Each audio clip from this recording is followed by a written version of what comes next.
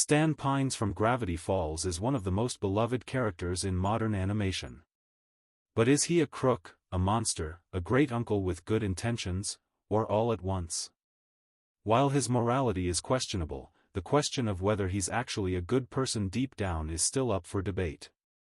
Today, we'll break it down, the bad, and the good. From a surface-level view, Grunkle Stan is a heartless conman. He scams tourists, lies constantly, and could be considered a criminal mastermind. Let's look at some examples.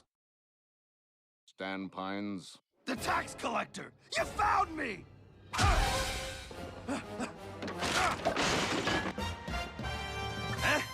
My one and only dream, which was to possess money, has come true!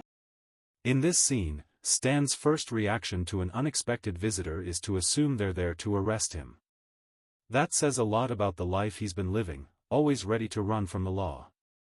When it turns out to be a contest prize, his joy is entirely about the money, going so far as to declare it his one and only dream.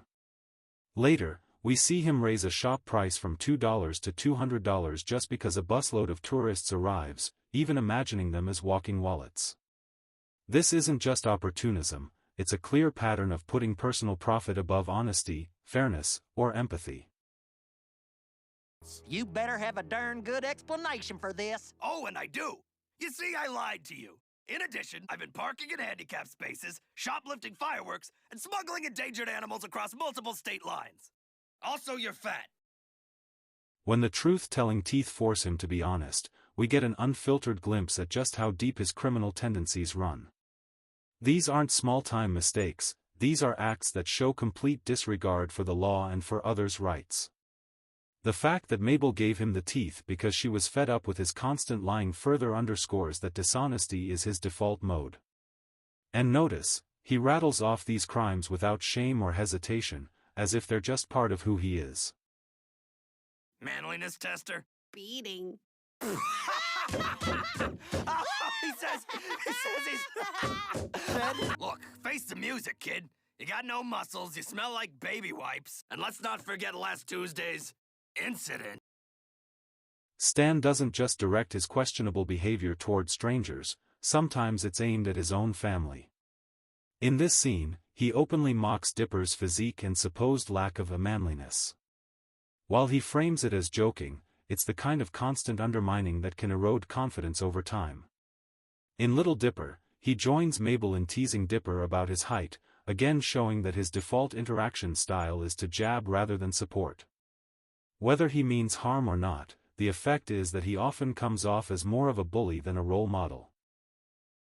But despite all that, Stan has moments where his actions completely flip the narrative, showing a willingness to sacrifice for the people he cares about. I can live without the kid talking to me all the time, telling me her jokes, making me laugh. You want this pig? Then you're gonna have to get through me, you flying devil! At first, Stan dismisses Mabel's attachment to her pet pig, insisting he doesn't care about it. But over the course of the episode, we see cracks in that facade.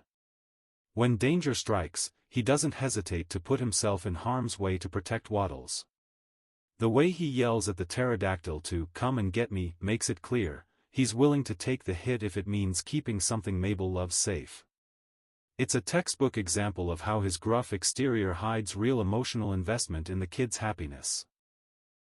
So you see, that's why I'm hard on Dipper, to toughen him up, so when the world fights, he fights back. He's really coming along. When push comes to shove, I'm actually proud of him. Just don't ever tell him that. Here, Stan lets his guard down when he thinks Dipper can't hear him. He explains that the reason he pushes Dipper so hard is to prepare him for the challenges of the real world.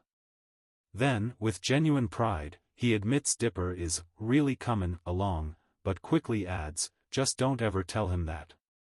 It's a telling moment that confirms his insults often mask genuine care and mentorship.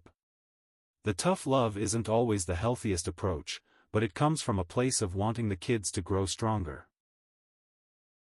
Grunkle Stan shares traits with another Disney character, Grandpa Nick from Big City Greens.